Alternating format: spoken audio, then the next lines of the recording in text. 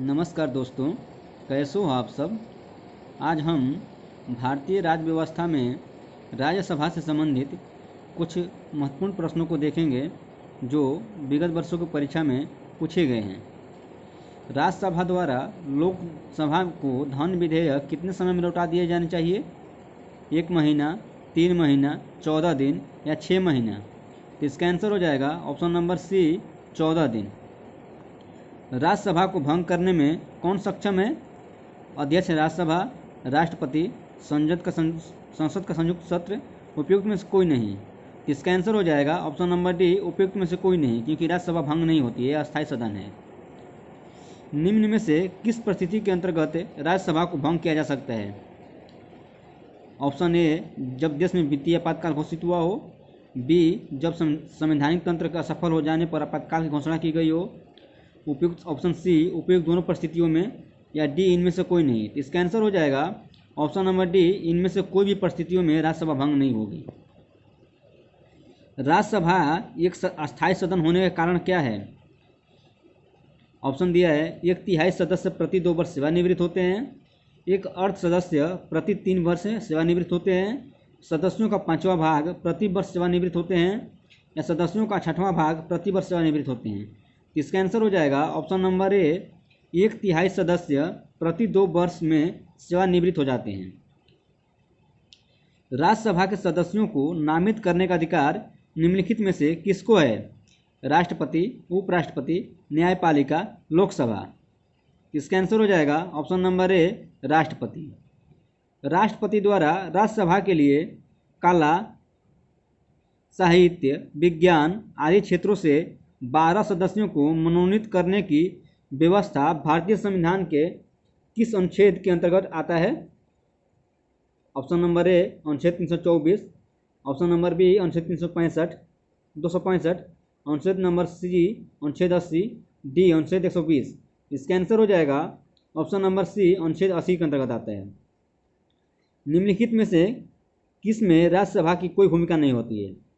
उपराष्ट्रपति के निर्वाचन में, अध्यक्ष के निर्वाचन में, राष्ट्रपति के महाभियोग में, सर्वोच्च न्यायालय के मुख्य न्यायाधीश को हटाने में? तो इसका आंसर हो जाएगा ऑप्शन नंबर बी, अध्यक्ष के निर्वाचन में राज्यसभा की कोई भूमिका नहीं होती है। राज्यसभा के बारे में निम्नलिखित में से कौन सा कथन सत्य है? ऑप्शन ए, भंग नहीं हो सकती, बी, सर्वोच्च न्यायालय की सलाह पर भंग हो सकती है, सी, मंत्रिपरिषद की सलाह पर राष्ट्रपति द्वारा भंग की जा सकती है, डी, लोकसभा एवं राज्यसभा विधायिका की सलाह पर राष्ट्रपति द्वारा भंग की जा सकती है। इसका आंसर हो जाएगा ऑप्शन नंबर ए, ये भंग नहीं हो सकती, ये कथन सत्य है। राज्यसभा है एक अस्थायी सदन, अस्थायी सदन, वह सदन जिसका प्रमुख प्रधानमंत्री होता है, वह सदन जिसका कोई प्रवक्ता नहीं होता। इसका आंसर हो जाएगा ऑप्शन नंबर ए, अस्थायी सदन।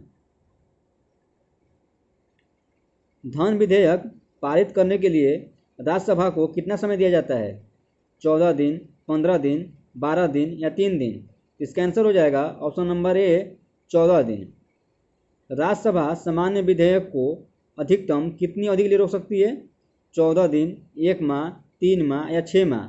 इसका आंसर हो जाएगा ऑप्शन नंबर डी, 6 माह। सर्वप्रथम किस फिल्म अभिनेता को राज्यसभा का सदस्य मनोनीत किया गया था? दिलीप कुमार, सुनील दत्त, गुरुदत्त या पृथ्वीराज कपूर? इसका आंसर हो जाएगा option number D, Prithviraj Kapoor को पहले अभिनेता हैं जिनको राज्यसभा सदस्य मनोनीत किया गया था। राज्यसभा के लिए नामित प्रथम फिल्म अभिनेत्री कौन थी? नरगिस दत्त, वैजयंती माला, हेमा मालिनी या जयललिता? इसका आंसर हो जाएगा option number A, Nargis Dutt. निम्नलिखित में से कौन सा हिंदी साहित्यकार राज्यसभा का सदस्य था? गोपाल दास नीरज, काका हाथरसी, रामधारी सिंह दिनकर या सुमित्रानंद पंत?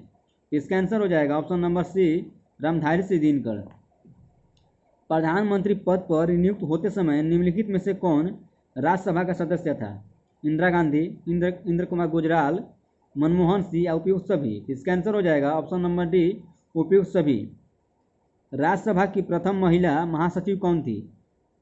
Manjeet Walia, K Geeta, Najma Heptulla, V S. रमा देवी? इसका आंसर हो जाएगा option number D, V S. Rama Devi. Rajya Sabha का सर्वप्रथम गठन कब हुआ था? 26 जनवरी 1952, 11 फरवरी 1952, 19 मार्च 1952 या 3 अप्रैल 1952। इसका आंसर हो जाएगा ऑप्शन नंबर डी, 3 अप्रैल 1952। राज्यसभा की प्रथम बैठक कब हुई थी? 3 अप्रैल 1952 को, 7 अप्रैल 1952 को, 22 अप्रैल 1952 को या 13 मई 1952 को। इसका आंसर हो जाएगा ऑप्शन नंबर डी, 13 मई 1952 को। राज्यसभा के पहले समूह की सेवानिवृत्ति कब हुई? 27 मार्च 1959, 14 अक्टूबर 1954, 2 अप्रैल 1954 या 9 जून 1955। इसका आंसर हो जाएगा ऑप्शन नंबर सी, 2 अप्रैल 1954। राज्यसभा कब भंग की जाती है? 5 वर्ष बाद। राष्ट्रपति के शासन में संकटकालीन स्थिति में राज्यसभा कभी भंग नहीं की जा सकती। इसका आंसर हो जाएगा ऑप्शन नंबर डी, राज्यसभा कभी भंग नहीं की जाती है। राज्यसभा के बारे में निम्नलिखित में से कौन सा ऐसे कथन सही है या है? पहला कथन है राज्यसभा की अधिकतम अनुग्रह संख्या 250 है। राज्यसभा में 238 राज्यों और संघ शासित क्षेत्रों से अप्रत्यक्ष रूप से निर्वाचित होते हैं। अखिल भारतीय सेवाओं के सृजन जैसे मामलों में इसकी लोकसभा के साथ समान रूप से विधायी शक्तियाँ हैं। आपको नीचे दिए गए कूट में से प्रयोग करके सही उत्तर चुनना है। ऑप्शन दिया है 1 और 2 सही है, 1, 2, 3 सही है, कि 2 और 3 सही है, कि केवल 1। तो इसका आंसर हो जाएगा ऑप्शन नंबर ए, केवल 1 और 2 सही है। तीसरा कथन गलत है। हमारे संविधान के अनुसार राज्यसभा का कार्यकाल क्या होता है? 2 वर्ष में एक बार समाप्त हो जाता है, प्रत्येक 3 वर्ष में समाप्त हो जाता है, प्रत्येक 6 वर्ष में समाप्त हो जाता है, या समाप्त होने का विषय नहीं है। इसका आंसर हो जाएगा ऑप्शन नंबर डी, समाप्त होने का विषय नहीं है। राज्यसभा के सदस्य बनने हेतु अर्हताओं के संदर्भ में निम्नलिखित अभिकथनों पर विचार कीजिए तथा उसके नीचे दिए गए कूट से सही उत्तर चुनिए। पहला कथन है उम्र कम से कम 30 वर्ष होना चाहिए। दूसरा कथन जहाँ से अभ्यर्थी को निर्वाचित किया जाना है उस राज्य की मतदाता सूची में मतदाता के रूप में पंजीकृत होना चाहिए। राज्य के अंतर्गत लाभ का पद निर्धारित नहीं होना चाहिए। कूट है 1 और 2 सही है, 1 और 3 सही है, 2 और 3 सही है, या इनमें से कोई नहीं। इसका आंसर है ऑप्शन नंबर ए, 1 और 2 सही है। दोस्तों, अगर आपको ये वीडियो पसंद आता है तो वीडियो को ज़्यादा से ज़्यादा लाइक करें ताकि हमें भी मोटिवेशन मिलता रहे। हम आपको ऐसे ही आगे भी ज्ञानवर्धक वीडियो बना के देते रहें और दोस्तों के साथ शेयर करें। साथ ही चैनल जो नए लोग आते हैं कृपया चैनल सब्सक्राइब करके बेल आइकन दबाना न भूलें ताकि आगे भी आपको ऐसे वीडियो मिलते रहें।